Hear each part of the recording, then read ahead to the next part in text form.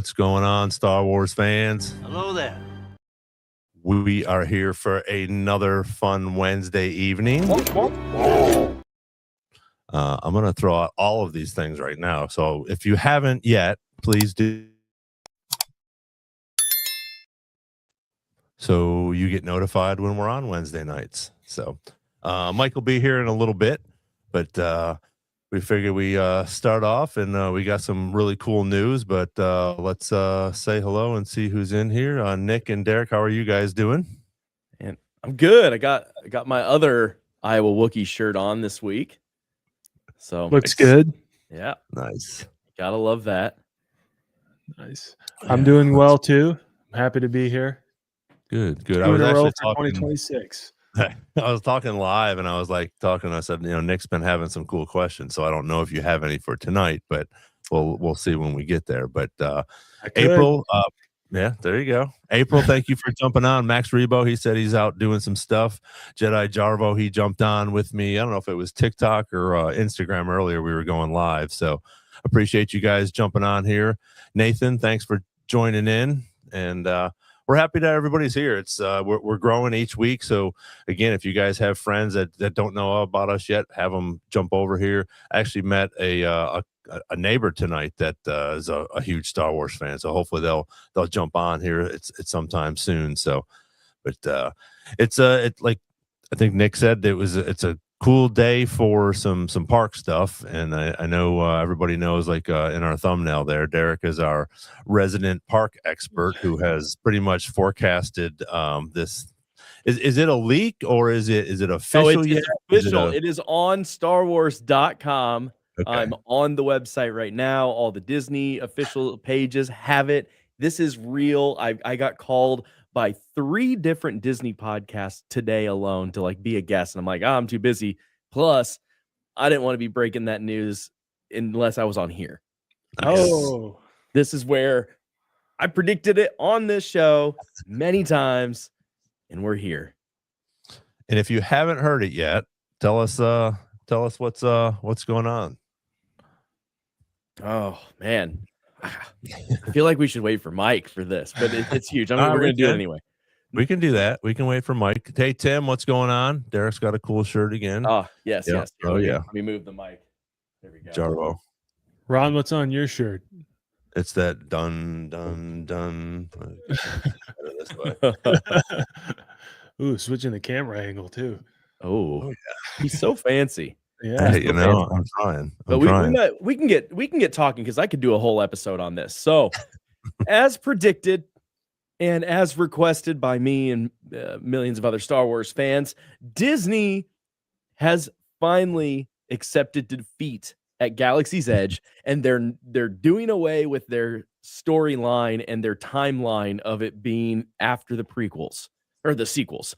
So that means we're gonna get Luke. We're going to get Darth Vader. We're going to get all of our favorite characters at Galaxy's Edge, starting at Disneyland.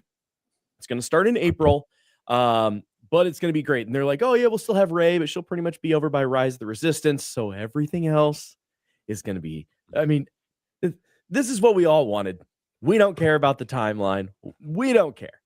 And it begs the question, are we going to get Thrawn? Are we going to get Padme? There's a lot of things that we could get. We're getting more stormtroopers, which is amazing. And the original concept was that they were supposed to have a lot more interactive characters. It was going to be kind of like what the resort was. That didn't make it. But this is a good step in the right direction. You're going to even see Han Solo and Chewie. You're going to hear, this is the other cool thing, you're going to hear the John Williams score played throughout the land. Oh, yeah. I mean, it's going to be pretty cool. I'm going to cry. But I'm sort of surprised that they haven't had that yet. Why was that? Why was his music not playing? They were trying to keep it in that whole timeline thing. And I will say, I do love the ambiance of Galaxy's Edge and having this original music, but we're over it. It was a neat experiment. They've been doing it for how long now? When did it open? Oh, it's been a minute. Yeah. So it's been a while. It's 7 years, maybe. and it's time. It's time to give us what we want, and they're doing that now. This is starting at Disneyland. They have not announced if this is coming to Disney World. I would have to think it is. Obviously, this is how they test everything. It's like Disneyland gets to test everything first, and then it goes to Disney World. But man, we're gonna see Darth Vader walking around. Well, see, and I can remember that back when it was Star Tours, I guess, before they had, when you walk underneath the big AT-AT, going into Star Tours and different things like that. Some of the characters would walk around, and obviously they had the stormtroopers. But I'm excited about this. Do you think that they're doing this because of like fans like us, some old school fans? Because I was just, it's crazy. I just saw some of these polls that they put out on Instagram and different things like that. They had one, who is the most hated character? And they had two of them. And one was Jar Jar Binks and one was Rey. And Rey blew it out of the water, which again, as we've talked about before, I wasn't a huge fan of it, but now that we're getting some more information about it and some new comics that we'll talk about later, but books and things like that are explaining some of these things, it's not, it's not so taboo.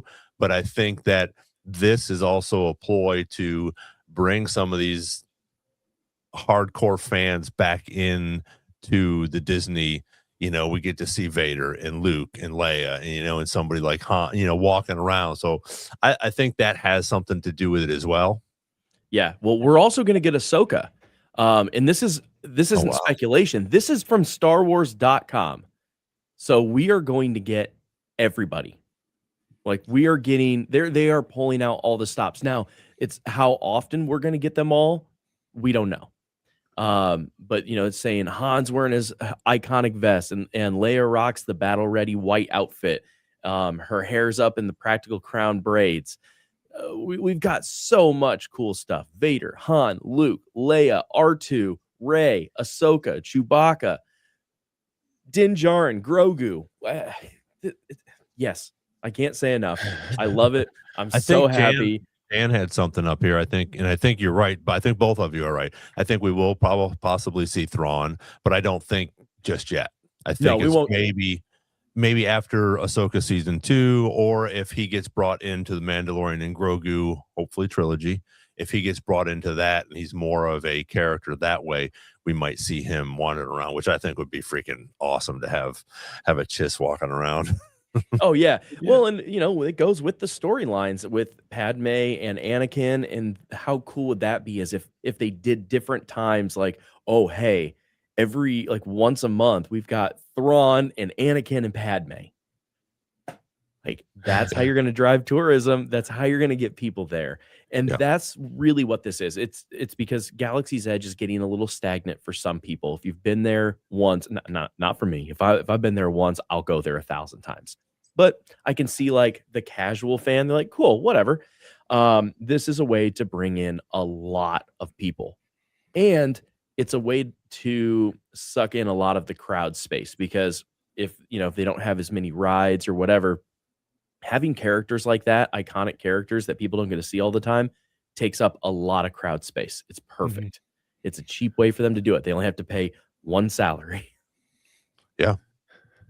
And to reiterate to everyone watching, Derek has predicted this many times on the podcast that they were going to do away with the timeline at Galaxy's Edge, which I would say, to piggyback off what you guys were saying about, bringing in some classic characters to get more, longtime fans on board. I think it's also because none of us really cared that it was in timeline.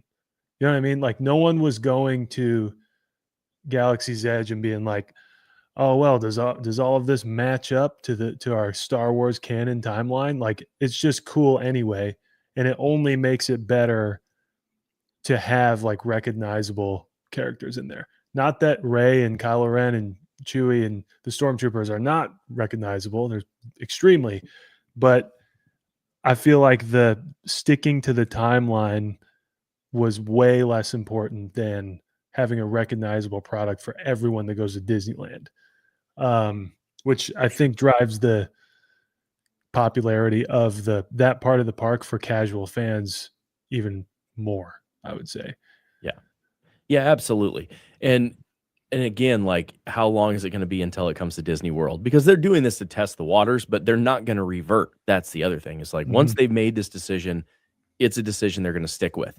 Now, like I said, I'm going to be there next week. I'm going to the NAMM show in Anaheim, which is across the street at the convention center. So of course I'm going to hit up Disneyland. I have to, but this doesn't start until April, which means I'm just going to have to go back.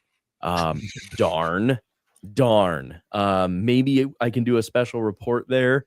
If anybody, we're working on getting monetized in this channel, so we don't yet have our perks and things like that. But if anybody wants to help fund all of us to go, we'll take it, folks. We'll take it. Little work trip. Report. Yeah, we'd love to report live from Galaxy's Edge for y'all. Yeah. What was do you remember the exact date on that for the maybe April the 11th, I think. 29th. Oh, the 11th. Oh, maybe it was later. I don't know. I don't remember what I had for breakfast this morning. Wrong. Let's see if it says on this article. Yeah, I think that's going to be April 29th. You're right. So okay, a little bit. So later. Yeah, right before movies are released and series and everything else. Yeah, Vader popped on the stream, and that's just it. When you see this guy walking around, it's awesome. And everybody's going to get back into the happiness of the original trilogy. Everybody knows all of these characters, that are going to be popping up. The John Williams music just joining in is going to be amazing, especially, throughout there playing it. I mean, I do that sometimes when I'm here, just, working, have some of that stuff on because it's just so good, So I have a question for Derek. All right. Parks wise. I have not been to Universal in a very long time. And Universal famously has Harry Potter World. 3 of them now, right? In Harry Potter World, I know this is a Star Wars show. Sorry, guys. Is it also relegated to a timeline, or is it kind of like open world, go do your thing? So being the parks guy, I've had an annual pass at Disney World for probably about 7 years. And I will admit, I have not seen any of Harry Potter World. Even though I love Harry Potter, when you spend that kind of money on an annual pass, you don't want, you got to get your money's worth. So I've been like devout Disney and I have not seen it. So I don't know. So I guess the reason I ask is from what I've heard from people who go or take their families to Harry Potter World, it's just you're immersed in the world of Harry Potter, but there's no, you can go any direction into this era, that era, whatever. And I was always kind of surprised that the first Star Wars park was relegated to like a very specific place and time and book and set of books. And I feel like this could open up a similar experience for people who go to this Harry Potter world and kind of just get lost in it. We already do that. I don't think I ever walked through Galaxy's Edge and went like, was keeping track or anything. But to take that away just gives them so much opportunity to do literally whatever they want. If going into Ahsoka season 2, they want to put Thrawn out there, they can. They could have anyway. But the flip side of it is it eliminates our nitpicking of the what's it called? The ride, the Millennium Falcon ride. Oh yeah, Smuggler's Run. We just spent a whole podcast a couple of weeks ago saying, well, if they make these changes, is Batu going to be in the movie and all this stuff? Maybe it gets rid of that speculation, but maybe it doesn't. Maybe it makes it stronger. Yeah. Maybe it makes it stronger. Yeah. The other thing, the whole timeline thing with them doing it again, and I mentioned this earlier, is that the whole idea, the original idea with Galaxy's Edge is they were going to have a ton of characters walking around that were actually like in universe acting. They were going to have droids going all around. They were even supposed to have a ride with like, you could ride, it wasn't a bantha, but it was something similar. And all of that got scrapped because of budgets. So had they done that, the timeline would have made sense because you would have been so immersed in this space. But that's really why they did the Star Cruiser, because it was like, oh, well, we already had these plans. We even had the costumes and we even had like actors working on this stuff. But let's test it out and really charge people a lot of money. And we all know that did not work out well, unfortunately. I didn't get to go. None of us got to go. But I've had friends that were on it a lot, like several times. They loved it. They said it was incredible, and they would have paid more money again. But again, we love all things Star Wars, so I don't want to be stuck in a timeline. I want all of it, and we're getting it. And I knew when they closed down that launch bay at Disney World, I said it on the show, said they're closing this down. They've got to put those characters somewhere. Well, that's what's happening. Now, they're not doing it at Disney World yet. They're doing it at Disneyland first, but it's going to happen. It'll be at Disney World. We know it will be. Am I remembering correctly that when they were announcing Galaxy's Edge before it was ready, that they were going to have like those actors walking around, like total full immersion in the park? Yeah. So that was the deal, is that they were going to have like unique characters. And that was where like the stuff with the Black Spire book with like Vi is around, like Vi's running around, but that's why you have Oga's Cantina and Doc Ondar's and Savi's Workshop. Those were all things in that book, and it was supposed to be highly immersive. And there was like the droid depot was supposed to be that, oh, you build your droid, but then you walk outside and there's droids everywhere. And we didn't get any of that. And somebody asked earlier how many people actually did let me see who said this, did the bounty hunter missions. How many people? Jan said, how many people were actually bounty hunting in Batuu? If you did it once, you did it enough. And it was with the app. And, they tried to make the app more interactive and that you could scan things and it would do different things. Like it's cool. Like you could scan certain things with your phone and it would make like the Millennium Falcon do different things, or to make the TIE fighter like have smoke going in and different things like that. But like that, like people like us, we're not going to do that. We might do it once. I'd rather just sit in Galaxy's Edge and have a beer and like just sit there. And I've done that. Like I've gone there and just sat outside. Yeah, it's definitely cool just to hang out in there, with everything that's going on in there, with the bar and all the little shops and stuff. I think it's really cool. Mm-hmm. I think what's going on, Brandon, and Chopper Base. I think, Jan, I think people definitely want to be immersed in it. I think I would want to be a little bit. Again, maybe once a year or whenever you go, because again, I think it would be cool just to sit around and hang out, have a beer, whatever. I don't drink, but hang at the hang well, at that. I do. Have a coffee, whatever. Have blue milk.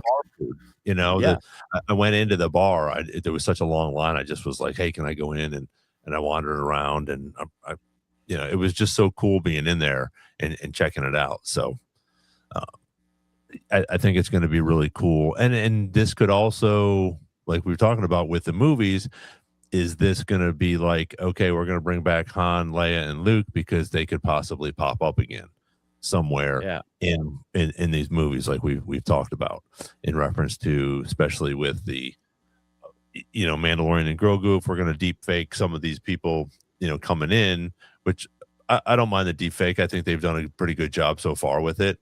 So I think this could be a possibility where they have someone, have these characters in there, and all of a sudden we see them somewhere else. Right. And maybe we'll get Max Rebo in there somewhere. You never know. There is some news. So Ron, since you said you don't drink, there is a new drink at Galaxy's Edge. They have dumped the green milk and now they have a pink milk, because green milk was terrible. It was horrible. People only got the blue milk. The green was so bad. But it is a plant-based non-dairy milk with sweet, fruity, and somewhat artificial strawberry banana flavors. Somewhat, I would say completely. Sweet and fruity. Mike comes in at sweet and fruity. Hey, there's sweet and fruity right there. Oh man, Mike, you missed so much great stuff. I'm sorry. I know. I was running home from Galaxy's Edge. I heard that there was new people there. They weren't even there, and I had to run back home. Of course, like, oh, shit, it's not April yet. Hey, it's gonna be here before we know it. It's gonna be amazing. True. I was listening though, so I'm not like far behind. I know what you guys were talking about. Nice. So you know that we were talking about a little bit of some news about the parks that somebody on this show has been calling for a very long time. Nice job, Chopper. Good job. Yeah, boom. You called him, buddy. No. What's your thought?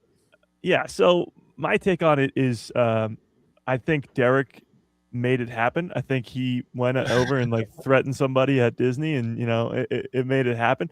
But it's awesome. I mean, you can't stay in the sequel era forever. So it's great to see them do that. And as you guys mentioned earlier, like for normie fans, Darth Vader is a recognizable name around the world. Rey, yes, but not to the same extent. Like Darth Vader is one of the greatest villains of all time. You look at lists of greatest villains ever, it's like him, the Joker, and Doctor Doom. Like those are the top three on every list. And so to have that much of a recognizable face will just draw in the extra amount of normie fans, or just people who want to come see Darth Vader, or even other characters.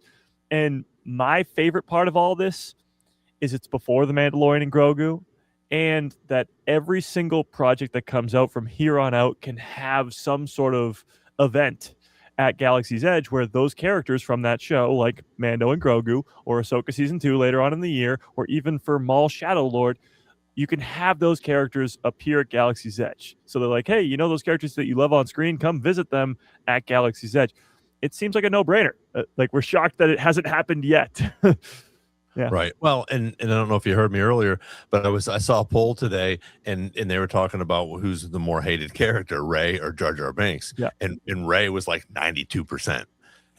Yeah. Which I don't believe that, so no, to because speak. if you go to the parks, every little girl is all obsessed with Rey. Yeah, it's not the audience that the sequels were made for that's voting on that poll, but still true to that point. Yes. And Max Rebo even brought it up in 2028. Like, yeah, you could be having not Ryan Gosling himself, but his character could be at the park. Like, we don't know how popular Starfighter is going to be, but still you have that opportunity now. Well, they've done that with Guardians of the Galaxy and stuff, and having oh gosh, why am I messing up his name? Why can't I? I'm brain farting. Help me. Yeah, Star-Lord. So they have Star-Lord running around the park, and of course the moms love Star-Lord. Who doesn't love Star-Lord? I mean, a true story, but I'm just saying, give the ladies what they want. It's giving everybody what they want. Vader, Ahsoka, Din Djarin. Like, if you're a fan of, because it's right now, it's neglecting the people who either don't like the sequels or like something else in Star Wars. And we talk about it all the time. There is different things for different people all across the board in Star Wars. You can like a completely more childish, whatever type of story, and you can watch this or that. And then you can like a spy thriller with no lightsabers and no force, and you can watch Andor. Like, there's everything and anything for all different fans. But at Galaxy's Edge, it's just the sequels. So it's sequels or die. And now it's not going to be that case. That's going to be different now. Yeah, we had to wonder. Who just did that? I was in the middle of putting that ready to put it up, and I was like, "Wait a minute, how'd that get up?" I got you. Yeah, perfect, nice work. Somebody had mentioned just over here in the studio. Our producer Nick. But somebody had mentioned, are they going to do something different with Rise of the Resistance? And I don't think so, but like they could. I'm kind of mixed with that one because I really love that ride. I think it's a wonderful attraction. It is a great ride, but you are already seeing changes to Smuggler's Run for The Mandalorian and Grogu. They're doing a specific ride for that movie. You're going to see that happen over and over and over again for Starfighter, for the Rey movie, for all the movies to come, and maybe even the shows. But as you say, Rise of Resistance would be a harder thing to change. For the Smuggler's Run, you can just change the mission. It'd almost be impossible. Well, you could stay like with the same, I guess, path that people go on and just change the exterior kind of like the hangar bay is now stormtroopers instead of first order stormtroopers, and the hangar bay looks slightly different, and maybe the ship looks slightly like you could alter it slightly, but yeah, it would be very difficult to change fully. Yeah, Jan says replace Kylo with Thrawn. I mean, you'd have to redo the whole thing. It would be cool. Yeah. I mean, I'm not opposed, but that's not really how Disney works. And animatronics are very expensive and very finicky as well. Yeah. Well, I mean, if anything, they could change Hux into Thrawn on that. And I don't know what they would do with Kylo. Maybe they'd just bring Kylo in. I don't know. Well, I don't know. I know you guys brought it up already, but Thrawn, I mean, Thrawn is a guy who could be roaming around the parks for the next 10 years if we are lucky, or 5 to 6 or Yeah, I'd cut off a 6 finger for that. That'd be awesome. 6 to 8 years. Oh, but I also think that it's going to be a minute. I think there's not. I think it was maybe Jan. Somebody said that he's not that well known yet. You know, for the normie fans, maybe after we get him in Ahsoka season 2, or if they bring him into Mandalorian and Grogu, people will be like, oh, "Okay, that's the new cool bad guy."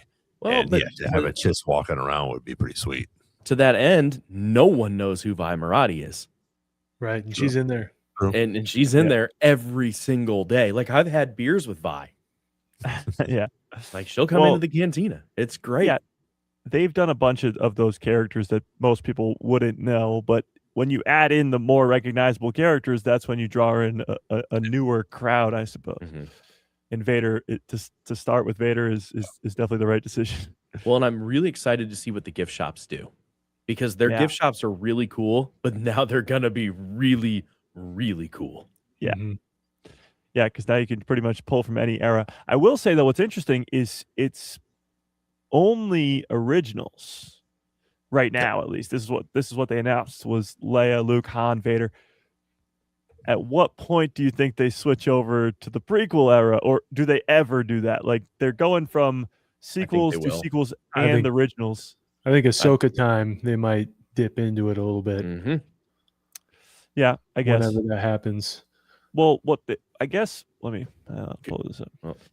Darth Vader and other original trilogy update coming to blah, blah, blah, blah, blah. So right here it says the original Galaxy's Edge timeline plays Batuu during the era of the Resistance and the First Order, between The Last Jedi and The Rise of Skywalker. The new timeline will roll back several decades, expanding to span the events of Return of the Jedi and The Mandalorian.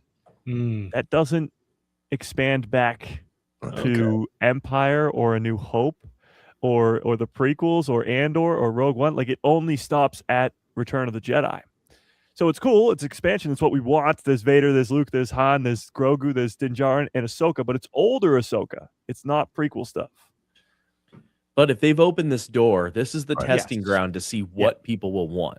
And if all it is, especially with like Thrawn's an easy character where they don't have to have like heavy costuming done. I mean, they paint him up and whatever, but it's not like it's not going to be like a Vader where you have to have those kind of costumes. And even though they have them, they're very expensive and they're a lot of work.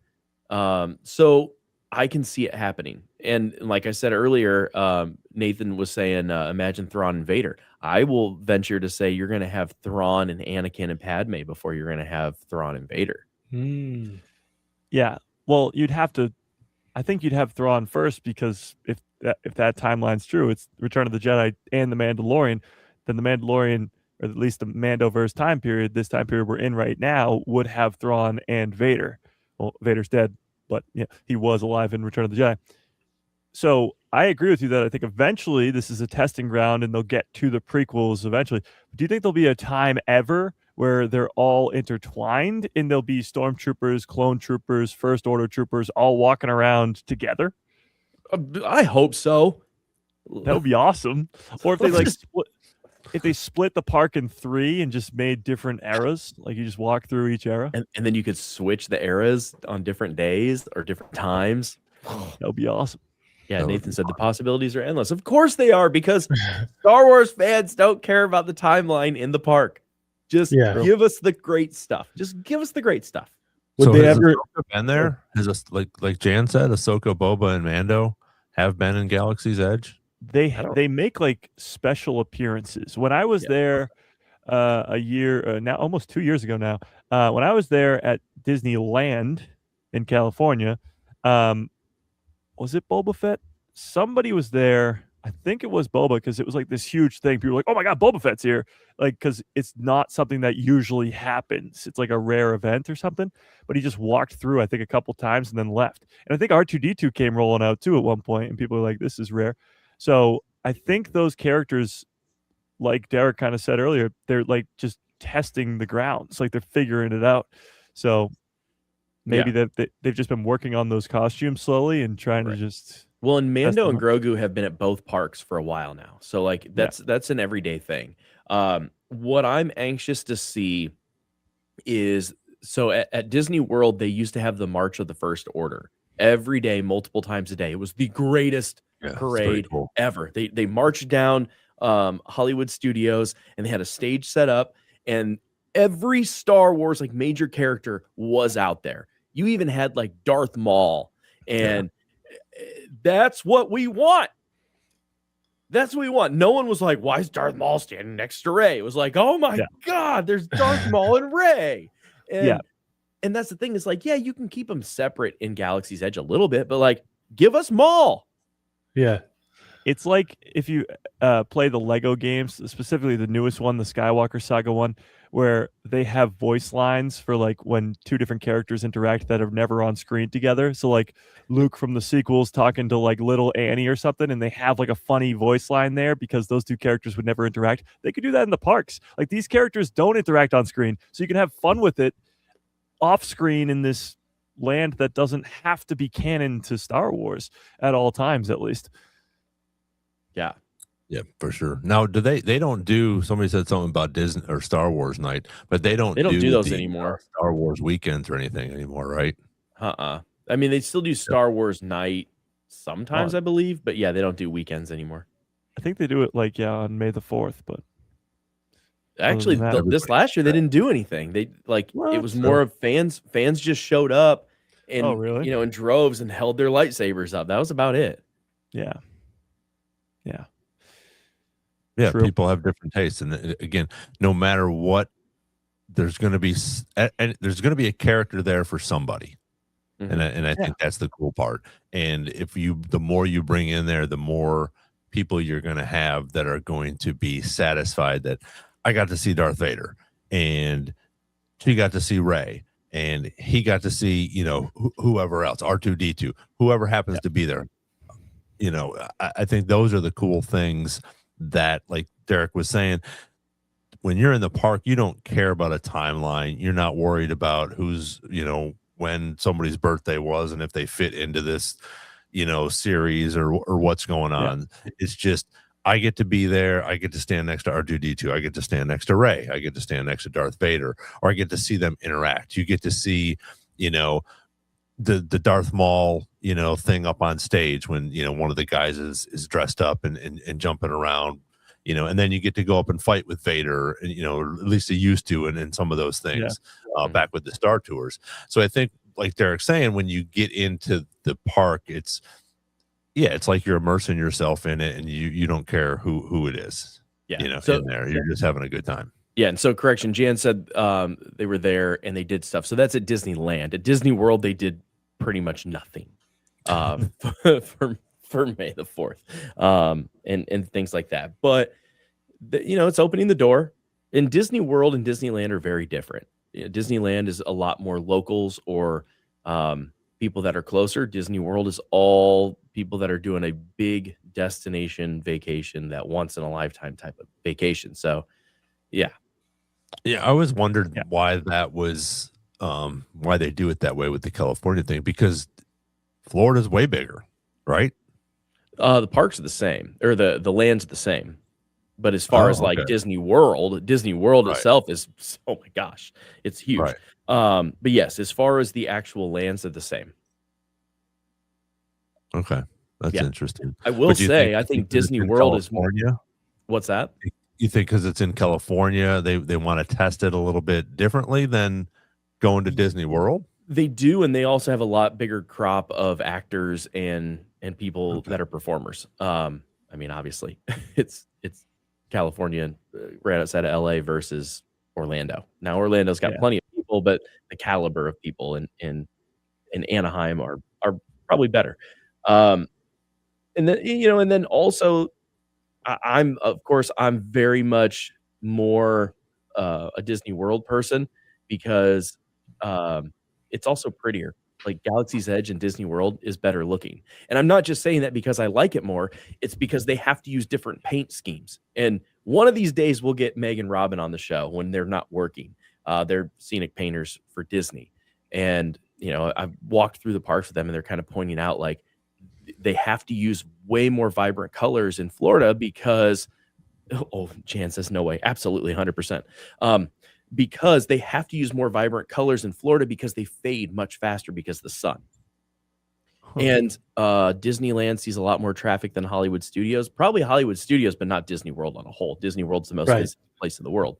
I was about to say that about Jan, that Disneyland Galaxy's Edge is probably subject to more like casual fans like in foot traffic because they're visiting Disneyland. Whereas if you go to Disney World, the likelihood that people are making a pilgrimage to Hollywood Studios instead of Magic Kingdom might be smaller. Right. I think right. But also the unique turns through Disney World and even Hollywood Studios are higher than Disneyland. Versus Disneyland has a lot more repeat versus, but that's not what we're talking about. We're talking about how great Star Wars is. So I digress. and again, I'll put it out there that Galaxy's Edge in Florida is much prettier because ask Imagineers. They'll tell you they have to use more vibrant colors in Florida because they fade faster. So what they do actually, so this is kind of a cool thing. And again, I don't want to steal like Meg and Robin's thunder whenever we do get them on the show, but they know how the colors will fade with the sun. And so they do it in a matter of time of like, all right, this is how long we're going to go before we have to do a refresh. And they get it to fade to be similar to what's already in California. That's crazy. Pretty incredible stuff. It is wild when you look at all the specific details and stuff that they have to do, like putting in smells and specific songs and specific locations and trash cans in specific locations. Like it's really wild how much thought goes into specific things at the parks. Yeah. That's pretty cool. Yeah. Let's we're gonna switch gears a little bit. I think everybody's already seen this, but I thought this was pretty cool. And I know Mike had talked about this, but to see this in person, I think that's pretty cool that they actually got a picture of him with the little clipboard there, that shows that he's actually doing something. You got your director there and Tom's waiting around. Did you talk about this yesterday, Mike, this picture? And do we have ideas on the planet? I've not talked about the picture, no, but I mean, I always go initially here, New Planet. It's definitely not Andor because they would be in the Redwood Forest, but it could be something like, my mind immediately goes to Dagobah, but it could be something like Ossus people have brought up, which is Luke's Jedi Temple planet. And maybe it's a flashback. It's a lightsaber duel. And that's what the biggest part of the whole news story is he filmed a lightsaber duel, which to our knowledge, we didn't think that there was going to be lightsaber duels in Starfighter. Like we didn't know that at all. So that's really, really cool. Not the fact that Tom Cruise is behind the camera, because honestly, like, Tom Cruise, he's great, whatever, sure. Lightsaber duel, it's a whole nother conversation. So I don't know. We could speculate what that planet is. If they play Danger Zone when the lightsabers are doing, I'm going to lose my mind. Thankfully, I'm going to absolutely lose my mind. Yeah. The cool thing I think too is we'll be able to see, or we'll remember, even though it's about a year and a half away or whatever. But when they're in something like that, or when they're having this lightsaber duel in the water, that we'll be able to tell, oh, okay, that's cool. That's one of the things that Tom Cruise filmed, which I thought was neat. And also with, like you talked about on your podcast as well, the Steven Spielberg showing up. I mean, that's huge.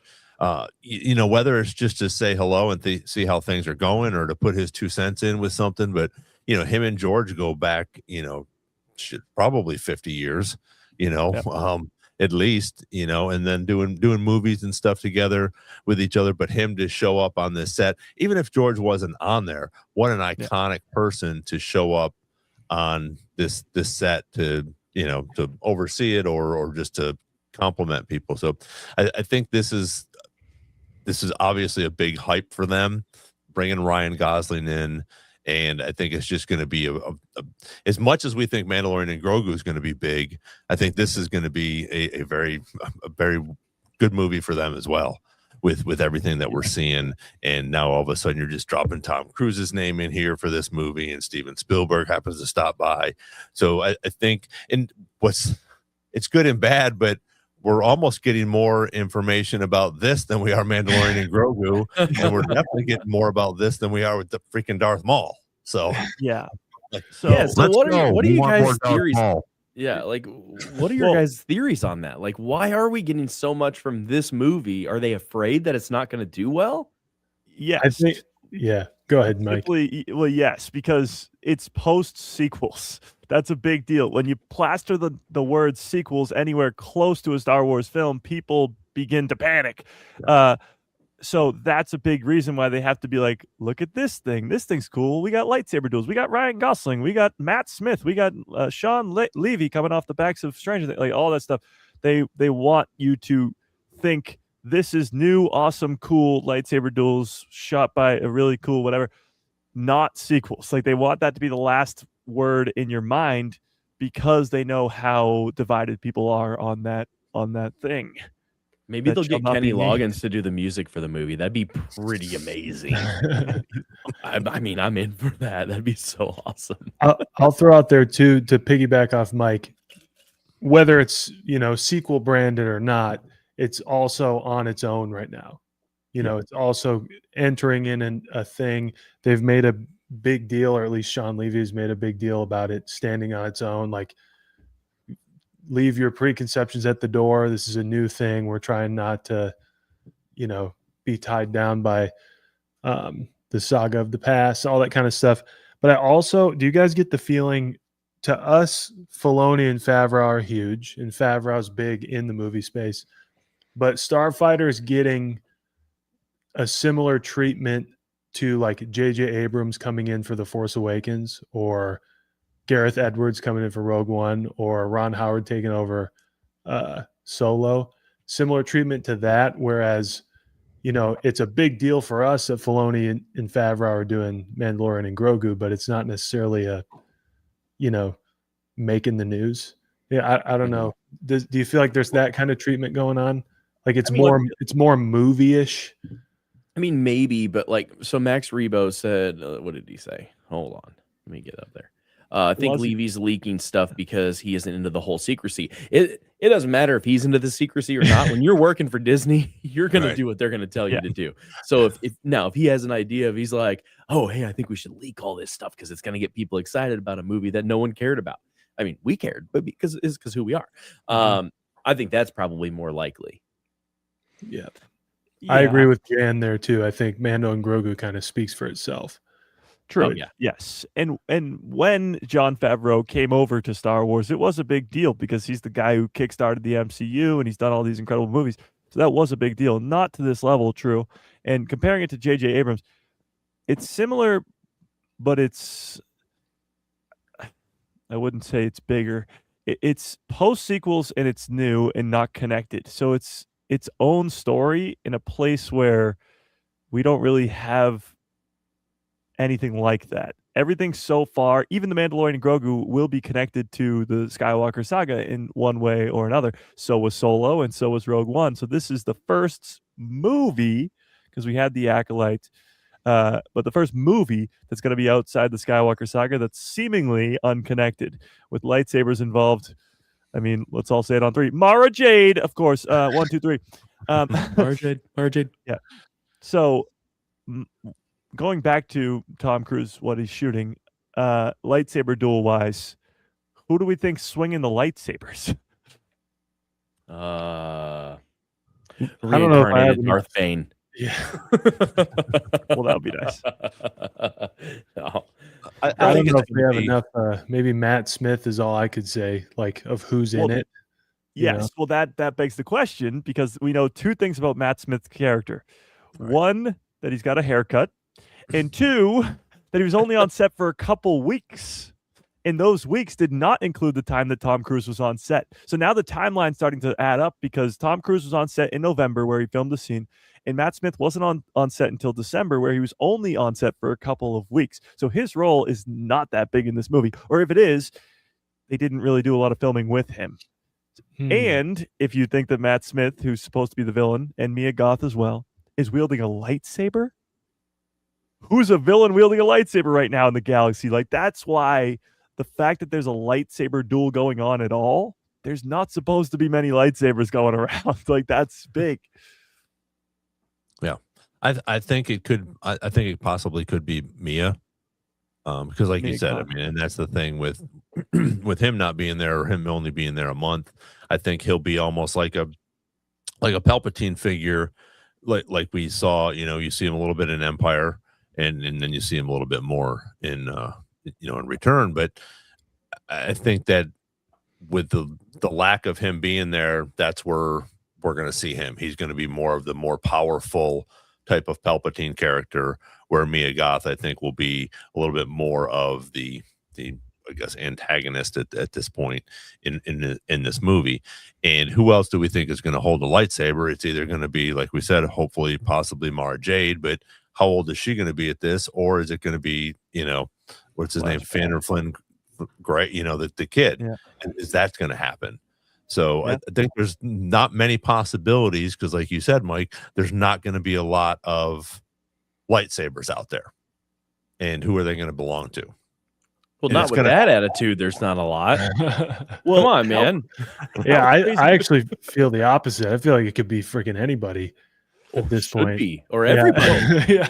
Everybody gets a lightsaber. It's like,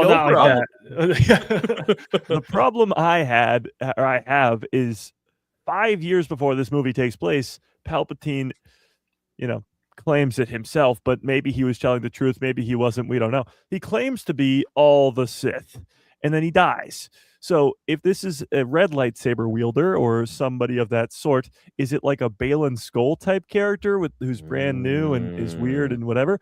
Or is it a new Sith, like an actual Sith Lord that's going to be the next one after Palpatine? Because that's a big deal. Like, post-Palpatine Sith Lord, that's a huge deal. Yeah. And as somebody else brought up in the chat too, it could be a flashback. Amy Adams could be playing Mara Jade and maybe not dueling Matt Smith, but how crazy would it be? Because there's all this talk of the hunt for Ben Solo. There's all this talk of Adam Driver coming back. What if they just didn't tell us? Because we feel like we're getting a lot of information from Starfighter. We really aren't, but it feels like we are. What if they filmed the scene of Kylo Ren destroying the Jedi Temple and Amy Adams as Mara Jade is there? Or Amy Adams as not Mara Jade, just anybody is there, and she is rescuing her child, because the timeline fits perfectly. This child is the perfect age to be around 1 year old or less at the exact time that Luke's Jedi Temple gets destroyed. And if Mara Jade, or if Amy Adams is the mother, then she would, and she's not involved. Like, why is Ryan Gosling there? Where's the mom? If she's dead, then she could have died in the events of Luke's Jedi Temple being destroyed.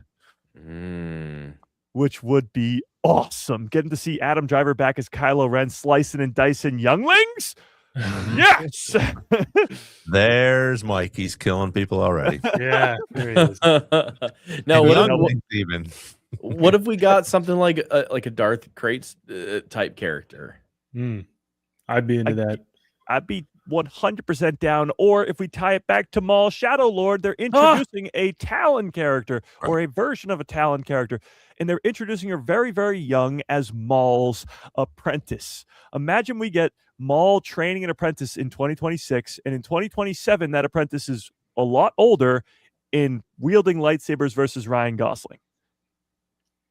Pretty great. Absolutely. I feel like we've put a lot of lines out there in the water because something's gotta hit. We have made some predictions that have come true. So very true. We also threw out that, some future antagonists could come of Ahsoka season 2, like whatever they, expand on in Peridia and this Thrawn stuff, could, come back in the Starfighter era. but we handle what we need to handle now in Ahsoka. I also am going to throw it out to Disney that they have a missed opportunity or an open opportunity with a topic that we've talked about before, which is catching Luke mentioning a group of his students leaving with Kylo Ren. Yeah. What that is. And it was never spoken, so Yeah. that's out there too. Well, yeah, and Amy Adams could be playing one of those characters. That's what I'm saying. And her son is Flynn Gray. Could be. The timeline adds up, which is the coolest part. Like this kid, if the rumors are that his mom was a Jedi, and she's not old enough to be an Order 66 Jedi, so she's got to be a Luke Skywalker Jedi. So she could be one of those surviving people. And her kid is going to be the main character of this movie with Ryan Gosling. Now, what if one of the lightsaber guys might be an old former Jedi? Maybe named Cal Kestis. Oh. He's very old. Yeah, tubes and vials and everything. Hey, but Palpatine came back from nowhere. I know. That's what I'm saying. He's rotted hands and all. Hang on. It wouldn't be an episode if I didn't bring up Cal Kestis. Well, I don't think he would be as old as you think. Well, he was born in like 14 BBY, I believe. Let's see. Force Awakens is 32 BBY. So the Force Awakens is 32. He's 30, 12. 32 after Return of the Jedi. So. Oh, okay. 32, really? Okay. I think so. Well, it's the same amount of time from 83 to 2015. Kylo Ren. How old is Kylo Ren in the Force Awakens? Because he's born right after Endor. He's approximately 29. How are we approximating this? He's 29, so it must be 29 years, right? Yeah. Okay, so 30 years, let's say. Round number, 30 years. So 19 years from prequels to originals, and then 30 years from originals to sequels. So you're looking at 50 years, and he was 12 during Order 66. So he'd only be in his mid-60s. Oh, well, see? There we go. Bad. That's not bad. No, that's not bad at all. I kind of think maybe we cracked the case, guys. 70s in the sequels. That's right. Mid-60s is not very old, guys. Okay, mid-60s. Exactly. Ron, what are you trying to tell us here? So you're saying there's a chance. He'd be slightly older than Luke in the sequels. How old is Obi-Wan in New Hope? 57. Oh. They don't age well in Star Wars. The two twin sons did him dirty. Okay, he's fine. Yeah. But you know what's crazy is I'm pretty sure that Alec Guinness was only like 60 when they filmed it. No, I think he was even younger than that. Yeah. I but think 60 in the 70s was like 90 now. I love when you're like, oh, like the Golden Girls when they taped this were in their like late 50s, and now you're like, this is what women look like in their 50s now. So yeah, Star Wars changes too; it evolves. So we could have Cal Kestis in this movie with a lightsaber. I agree. Alec Guinness was 62 in 1977. So, okay, yeah, that's crazy. Ewan McGregor right now is 54, almost 55. Dang. Okay. Yeah, it'll be interesting to see the two of them in Ahsoka and see how they look. But I think they did a cool job, and I'm going to go like we always do. I'm going to go off a little bit, but like we've talked about before. If we do a season 2 for Skeleton Crew, I think we've gone, and they've gotten older and they've changed because we get to see it in Stranger Things, for the 5 seasons, which has been, I don't even how long was it, 5 years ago or longer than that? 2016 is when it came out. Okay, so again, these kids are growing older. And I think, like we've talked about, we don't want them to get too old because kids obviously they look differently faster, and older faster. But I think you could still do a good job having a Skeleton Crew season 2.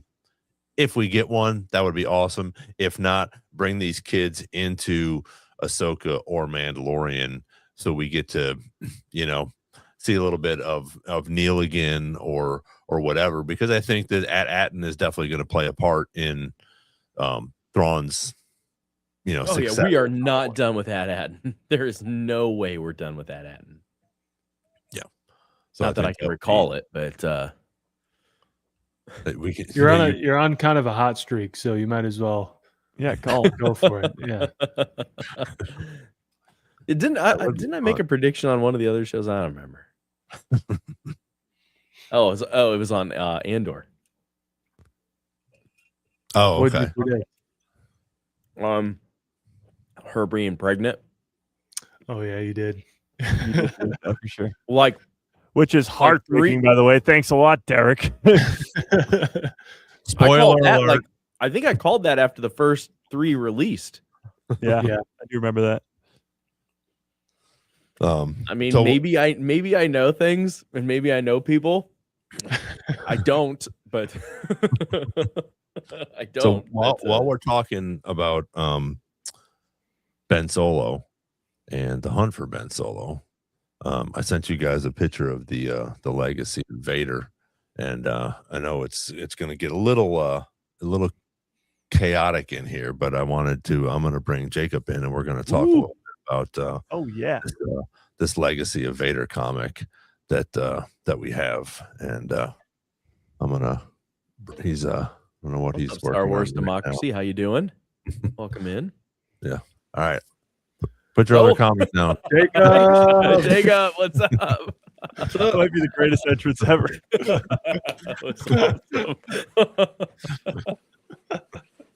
So, what is up?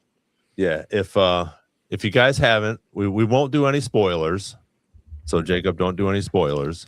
But it's a cool. I read the final this last one, which is pretty cool. And I've read a handful of them. I haven't read all of them, but like we've talked about, it fills in some really cool spots in here with Vader, with Kylo Ren, and I think we'll talk about it at the end and not to spoil anything, but I think they have a huge like they're coming out with the Maul comics, hopefully to build up some of this stuff. I think they did a great job at the end of this, hopefully bringing in maybe some Ben Solo stuff sooner than we think.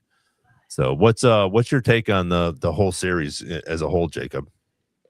I mean, honestly, it's a great just kind of transition of seeing Kylo in between the sequel movies, because we get to watch him essentially from the first issue, from the first real half of the series, is him kind of going from planet to planet to major points, not only for Darth Vader's rise, but essentially Anakin Skywalker's fall. Because he went to Naboo, he created a resistance there, he strengthened the rebellion by stealing resources from the First Order.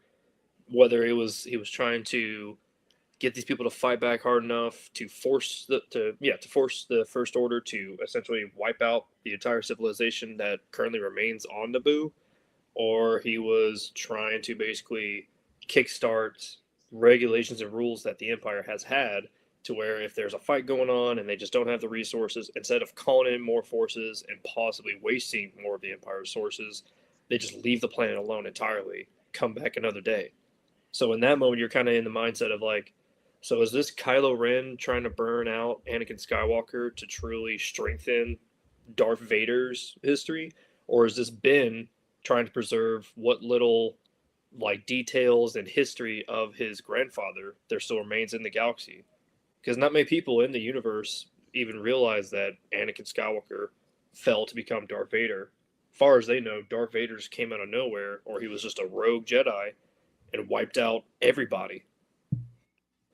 And then as we get further into the series, without going too deep into spoilers, essentially you're starting to see more of the conflict of this religious zealot, head in a jar, walking around on a little mech body that's the historian of Vader, the last true follower of Vader. And he's starting to essentially trying to help Ben really get more into Vader's boots and fill in Vader's shoes. There's a whole scene in one of the panels where he's literally on Mustafar with this guy, and he's waking up from some random sleep, and the dude is lowering him into a lava pit wearing a reforged Vader helmet, kind of like how Kylo's was reforged, I want to say in Rise of Skywalker, if I remember correctly. So that was an awesome detail in and of itself. And without spoiling this last issue, there was more conflict, more on a spiritual level of him fighting his own demons. Like as you saw from the cover art, he does have like a bit of a spiritual fit with Darth Vader. But yeah, not trying to spoil too much. It's definitely worth the read. And this is the last issue of this storyline, Legacy of Vader. So it's only 12 issues to read. So even if y'all want to wait for the trade paperback to come out, I'm sure they'll include them all in one book. So it's all one simple read. Yeah. So we have somebody on there that was talking, about is this where Kylo got his saber? This is not anything in this series. You don't find out when he gets his saber, do you? No, so this series, this whole entire 12-issue storyline takes place essentially between, I want to say, Last Jedi and Rise of Skywalker. Because they do a bunch of like references and callbacks to like him having that failure on Star Killer Base, him offering his hand to Rey and her rejecting him. Like there's a bunch of stuff there that's like, oh, this is kind of gives a better idea of when this happens. Because in between the little journey from planet to planet, like kind of getting a refresher on Anakin Skywalker's fall and Vader's rise, and then this final bit between him and this follower of Vader, there is that little mini storyline where we also get to see what happened to the Knights of Ren, because apparently he kind of abandoned them after Snoke called upon him to be his follower, and someone else had to become the new head of Ren, and it was this girl named, I want to say, Tallow Ren, I believe. And she had her own red lightsaber. They didn't go too much into her detail, so this might just been like, we're going to introduce this character, see how she performs. If she's popular enough, we'll get her own series, being a part of like the Knights of Ren or the new Ren, whatever their whole spiel is. Yeah, Teva, right? I think. Yeah, Teva. There you go, Teva. Yeah, my take with this, I have not read the last issue, but my take on it is it's just like the Vader comics where it adds a bit of storytelling, but for the Vader comics, it wasn't really necessary. For the sequel trilogy in general, I feel like, especially for Kylo Ren's character, it was. Like you just mentioned, the Knights of Ren stuff. The Knights of Ren stuff is so important to the sequel movies because they just disappear. They're not in The Last Jedi at all, and they're barely in The Force Awakens. And they just show up and they're best friends again in the Rise of Skywalker, and they just no explanation for that. So it does explain a lot of that stuff. Yeah, I don't really know how it ends, so I don't really know. A lot of the Vader connection stuff is really cool because in The Force Awakens, he's praying to his grandfather, and he's like, "Oh, that connection's kind of gone by the end of the trilogy too." So it does connect back to that. Yeah, so it definitely does connect. Jacob, he's supreme leader at that point in this issue, like this run of stories. This should be after Last Jedi, so this is well after he's already taken out Snoke and taken control. Yep. Yeah. And then the guy in the jar does his name start with a V? Is it Vinay or something? I believe like that, so, yeah. So isn't that the guy in Rogue One who's his servant? Yeah. In Mustafar? Oh, crap. Yeah, Mr. Like, oh, yes, Master. Yeah. Oh, wow. Yeah. I never made that connection. So is he just chilling on Mustafar, but he's now a head in a jar? Yeah, he's literally like a head in a jar, and he's like a literal hunchback, like droid body. It's hilarious design, but it's like that fits so well. Yeah. Well, I forget if we get many shots of Mustafar in the earlier comics, because at the beginning of Rise, it's like morphing because it's not as volcanic, for lack of a better word. It's not as active because the planet itself is actually like cooling down. Do we see shots of that in the comics? They mainly kind of concentrate on Vader's castle. So like even though there is still active lava there, they kind of keep the scenery and the settings in his castle, because there's even portions of where the castle has essentially been remodeled into like a Indiana Jones, temple.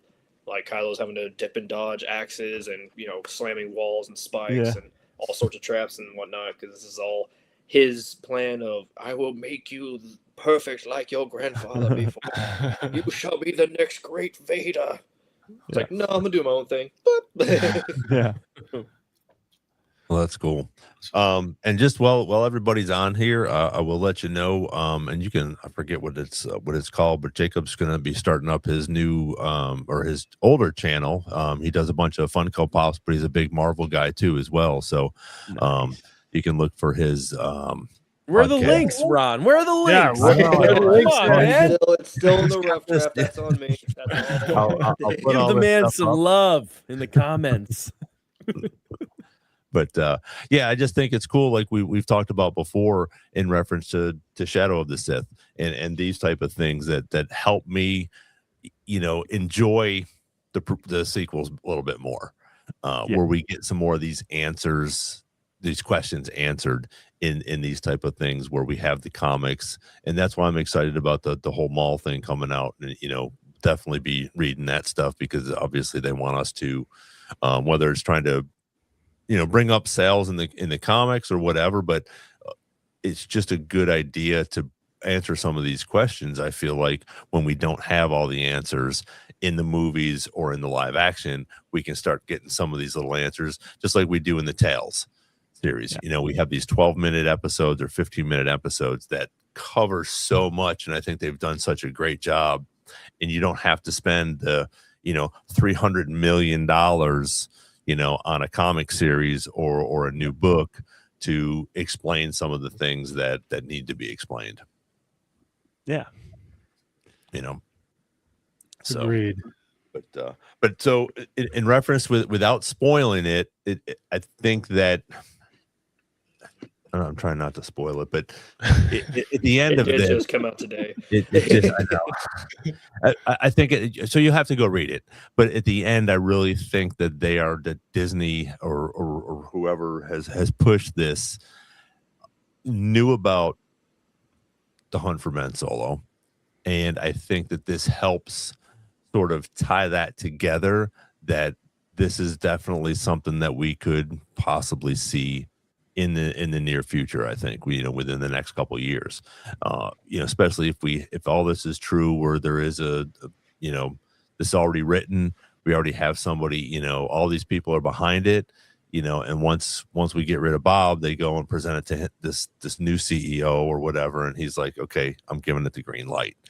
So not to spoil it, but go read it.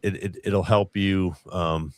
It'll convince you that the Hunt for Ben Solo could be here sooner than we think. So. Yeah.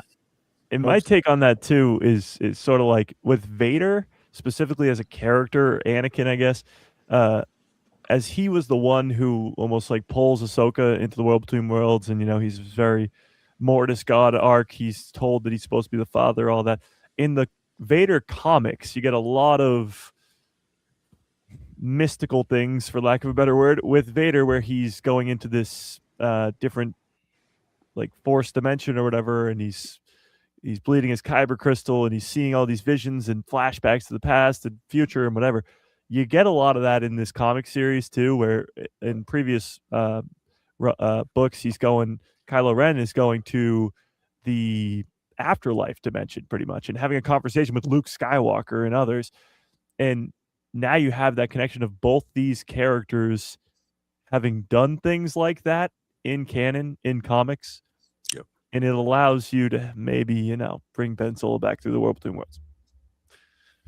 Which is... Yeah. I mean, give the people what they want. Give the people what they want. That's got to be our slogan. Yeah. That's got to be our slogan. Did you guys hear? Star Wars slogan. Do you guys hear about Poe Dameron or about Oscar Isaac?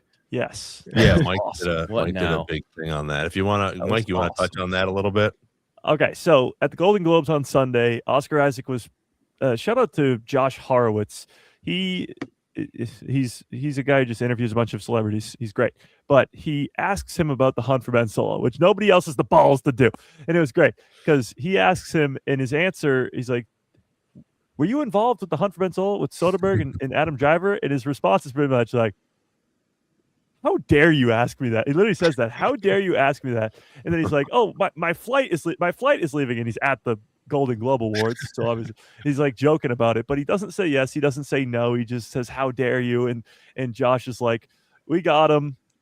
Poe Dameron's definitely in the movie, confirmed. He's in it. It's so all been it a was great. ruse, a very clever ruse. Yeah, but you got to think like, if they got that far into development, 2 years with the script, with all that, Adam Driver is friends with these people. Like, they worked on movies for 6 years. Yeah, 6 years together.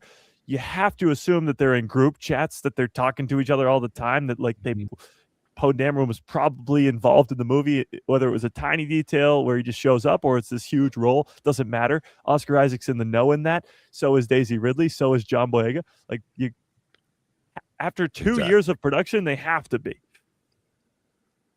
Oh, absolutely. And you want to bring all those characters back because they're going to be the ones that are going to help this, but also bring the people in.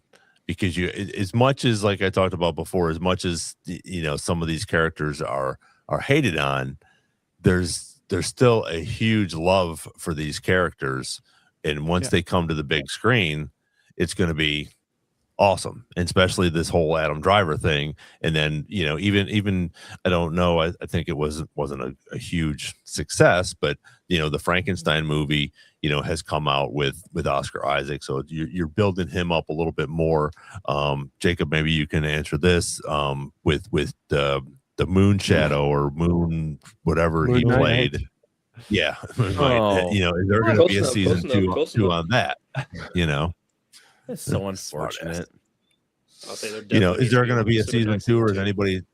There is or is not?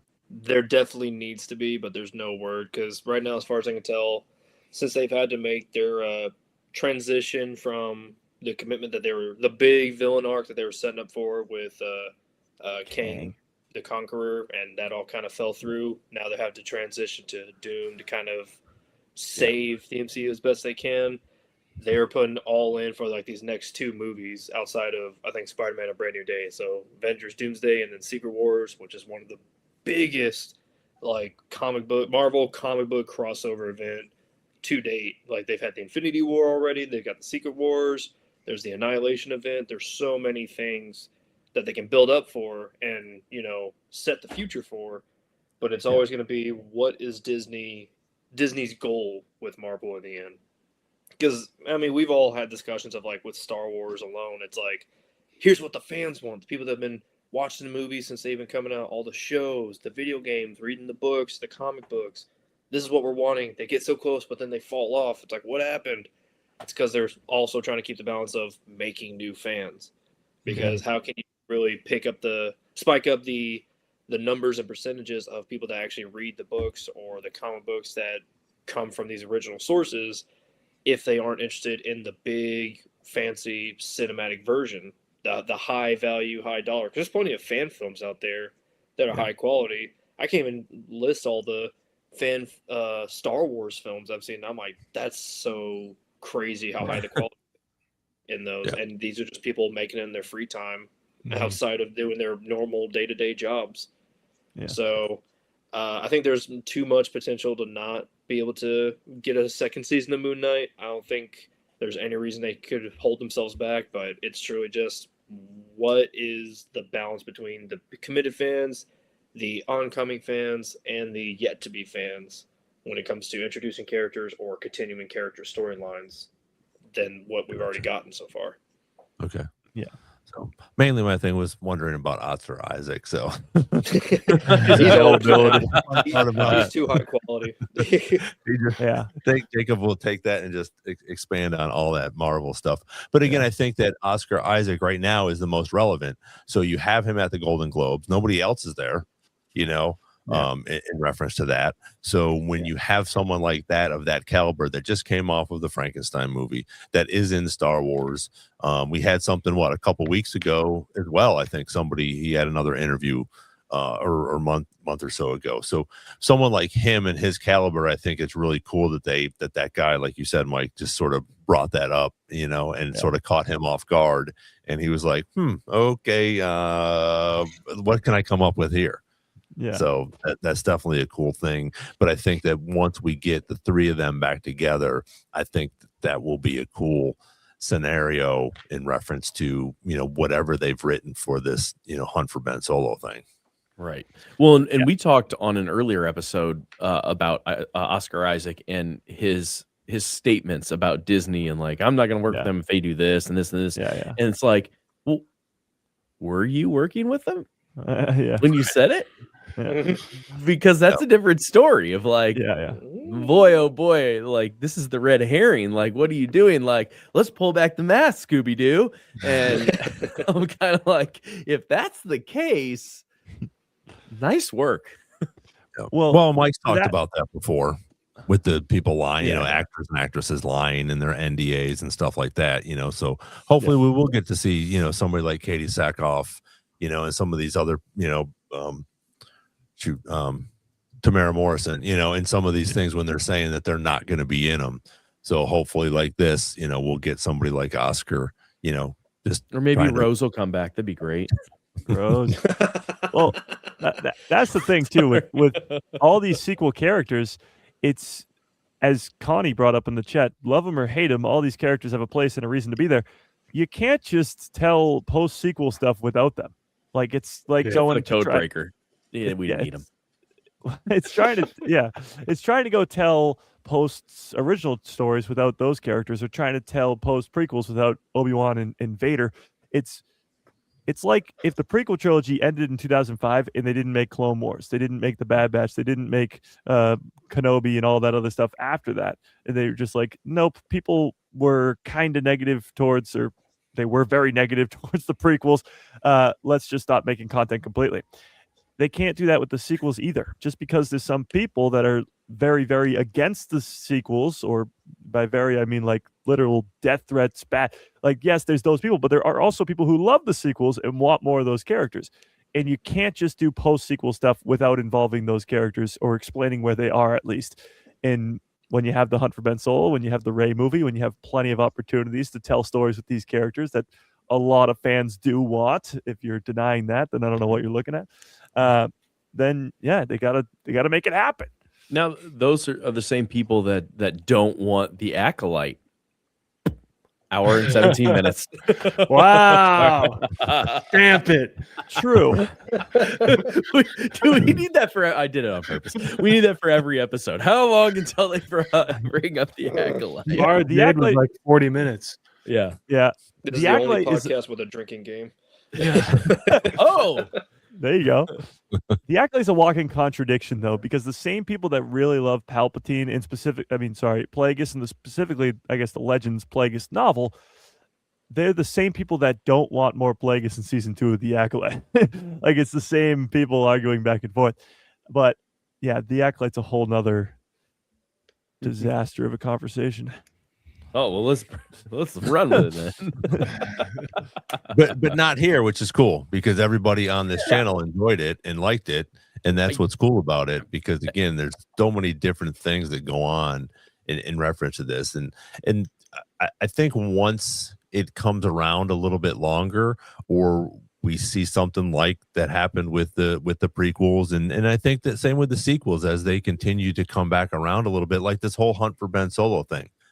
Everybody was so against, Hayden back in the day, and, everybody was, Kylo and this and that and Rey, but people are still going to go see these movies. I think, they still crushed it in the box office, and you have all these new fans coming out for Mandalorian and Grogu. People are still going to want to go see the whole Starfighter thing.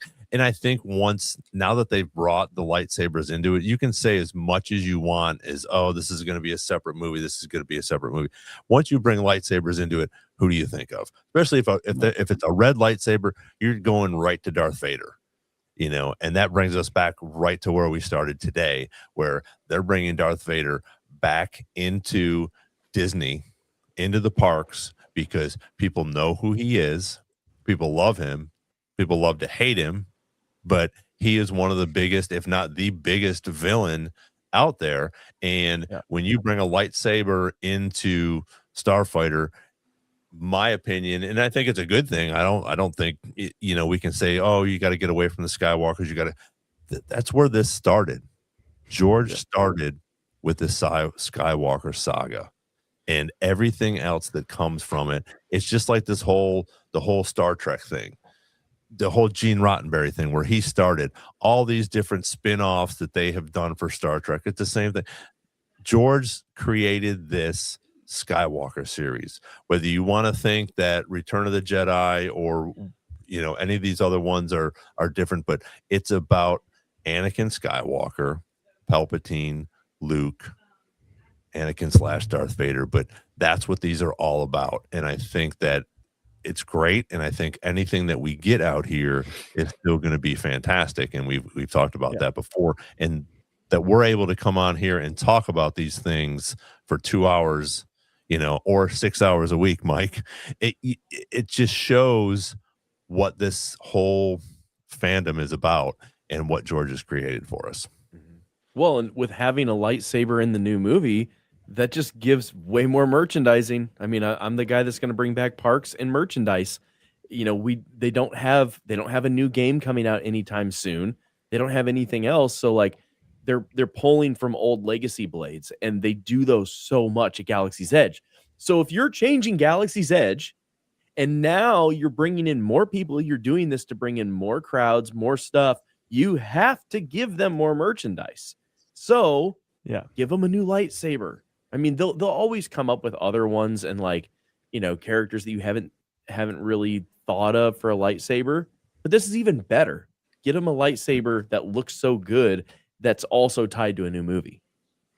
Yeah, Starfighter's the perfect place to do that. I will say, so speaking of new lightsabers, going back to the Acolyte, Kymir's got the coolest one. It's a freaking splits into two, and it's who else has a lightsaber that splits into two? Oh, Cal Kestis. He does. He sure does. Make him live. What I find really funny about the Acolyte is at some point, and probably right now, you're going to have kids who are introduced to Star Wars. They go on Disney Plus and they're watching Star Wars. And probably because the timeline starts with the Acolyte, when you look at timeline order. Right. Uh-oh. Oh, no. Oh. We lost Pull him. the plug on him.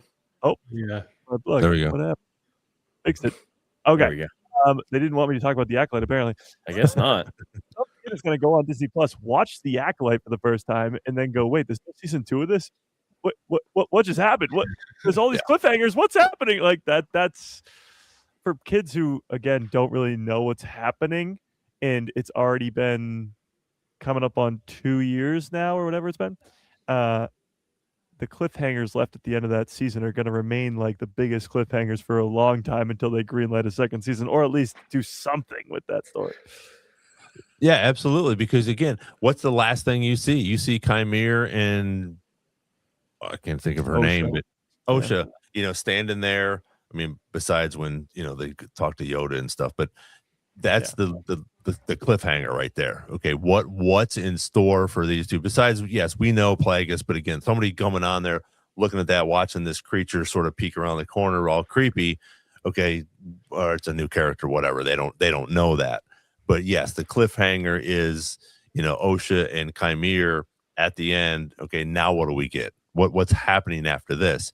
And something has to happen. Even if we don't get a second season, we have to get a comic series. We have to get some sort of book or even a Tales would be cool. Just to sort of see, even if they kill him off, or Osha gets killed, something that can sort of wrap that up, in a nice little bow, and we can all be satisfied with it. And I think that would help some of the haters as well. If you could wrap some of that stuff up, we're still going to have, some people are just going to hate it no matter what.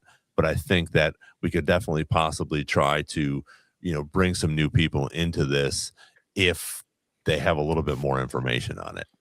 Yeah. I think part of it too is that if we don't get any more Acolyte in any sort of way, we can presume, as Grand Admiral Holly said in the chat, Kymir and Osha are toast anyway. And we at least are seeing sort of the symbolic rotting of the Jedi a little bit with, I can't imagine I forget her name already. It's been almost a year and a half. Green Vernestra. Vernestra. Yeah. Vernestra obviously is either like in some hot shit, first cuss word of the day, or lies to Yoda, or Yoda hears it and just kind of does, that's eroding. You have a politician who's like 100% right about what could happen with them. We see all that, and it could be a cliffhanger to an awesome season 2, or they may have miscalculated people's ability in 2024 to like make inferences on what that means. That you could leave it, like it's symbolic in its own way. I think Chimere and Osha know that they have no idea what's going to happen to them. We see Plagueis. We know he makes it out. We see all those things happening. I don't think that we're going to leave it there. I agree with you, Ron, and all what we've talked about. Like, I think we'll at least get novels. I think we'll get comics for sure. I didn't even think about a Tales until you just said it. I would love a Tales. Yeah. That could just cover it, honestly. The way that Tales have been doing one of these to some of these topics in such a short amount of time, I'd be into it. You could do like a Tales. Yeah. Yeah, you could do dual Tales of like the Acolyte situation, and then like maybe the High Republic into prequel Republic era Sith stuff, or whatever. But to show Vernestra and him as a Jedi and apprentice, and sort of, because that's one of the big things I want to see is what happened there. Yeah. Why did this Jedi, as we all suspect, why did she take her whip blade and do this to him? What did he do to deserve that, or to think that she actually killed him, possibly? And then again, for him to, with the cortosis, I thought was just so cool. And like you said, Mike, with the lightsaber that splits apart, there's so many cool things and so many different things that we could explore in this. Even if they go in a different way, that would be cool. But there's a bunch of cliffhangers there, and I definitely agree with you, Mike, when you talk about somebody coming out for the first time, or these new kids going, oh, I'm going to watch it from the very beginning, and this is 125 years before, whatever, and then you're like, okay, now what? And then you go to the next in chronological order and go, well, wait, what about what just happened here? What's that? Where are these characters? How come they're not in this anymore? Right. Well, and Jan's talking about like Vern and Plagueis, and what about like the whip lightsaber? Right. Yeah. Like, how awesome! Like, we needed that. Mm-hmm. That was cool. We really need that. As Ron mentioned too, like what falling out could have Master and Apprentice could have possibly had that ended with her whipping him in the back, leaving him with all those scars. Right. And to that point too, when asked about it, he's like, yeah, that happened a really long time ago. Because Osha's question is, if you were once a Jedi, why didn't I know about you? And he's like, oh, I'm old. Like, I'm real old. Like, he could be 100 years old for all we know, which is really cool, because looks like he's 30 and he could be 100.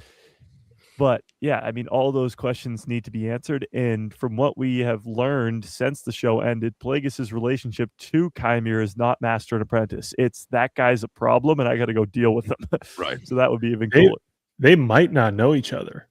Yeah, like Chimere might be posturing as a Sith because he likes, he's like, you would call me a Sith. And Plagueis hears about, hey, there's some guy running around, is going to accidentally get them looking for us.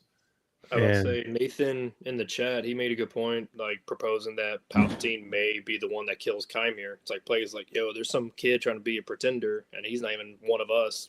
Go clean that up, otherwise I'm going to take care of you. Yeah. Yeah. It doesn't give an age for him exactly, but it does say that he is much older than he looks. Yeah. It could very easily, too, lead from Plagueis. Like, we don't even know in canon, because this is 100 years before the prequels, we don't even know if Tenebris is still alive, Plagueis' master.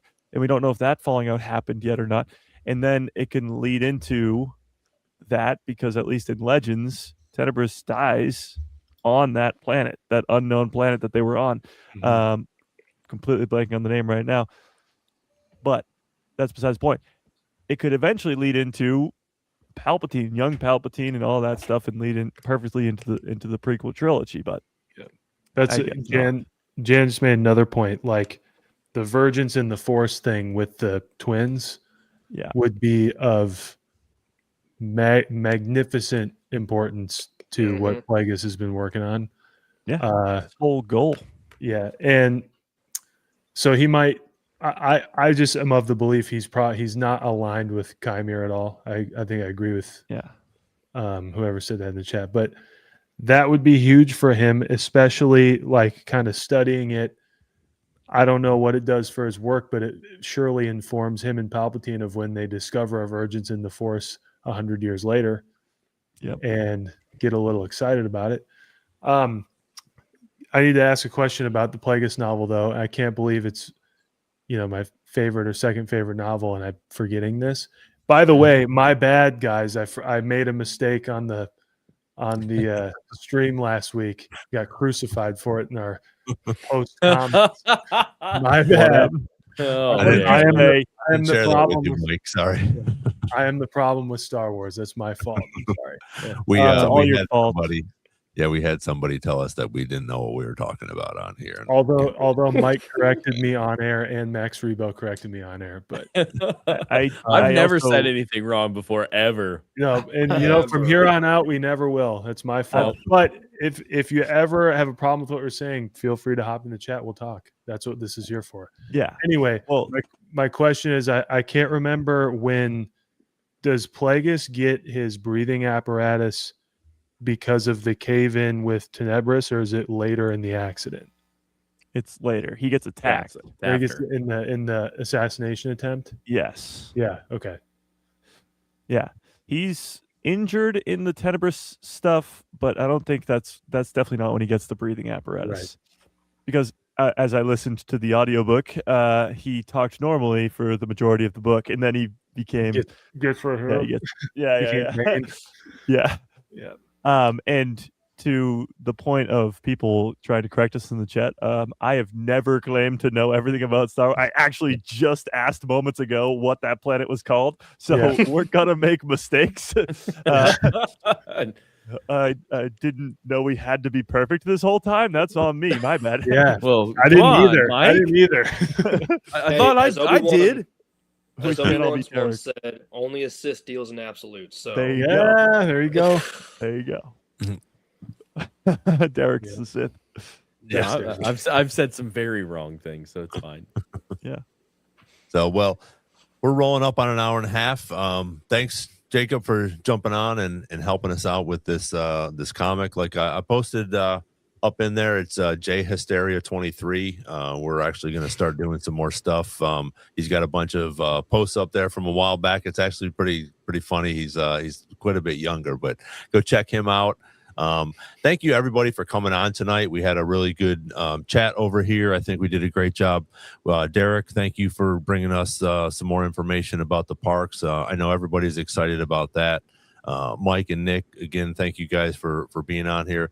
But everybody that's in the chat here, it's very appreciative that you guys come on here and listen to us talk for an hour and a half, 2 hours each week about something that we all love, obviously. Again, most of you already know, check out Mike. He's on Tuesdays, Thursdays, and Saturdays, 2 p.m. At Eastern time. And we'll be back here on Wednesday and from now on. So hopefully we'll get some Darth Maul stuff sometime soon here. I also think, especially with the Super Bowl coming, like Mike, you were talking about, I think we talked a little bit last week. I think some Super Bowl stuff we'll get for Mandalorian and Grogu because it's more of a theater type of thing and more people where the animated stuff on Disney Plus is what we're all psyched about. But I think we'll definitely get some more stuff. But hopefully we'll get some Maul stuff here, at least in the next I would hope at least in the next month, if not in the next couple weeks for some of that. So, but yeah, go check out Mike, go check out Jake's page, and we will see you guys on the next Star Wars Jedi Chat, Wednesdays, 7 p.m. May the Force be with you. Thanks, guys.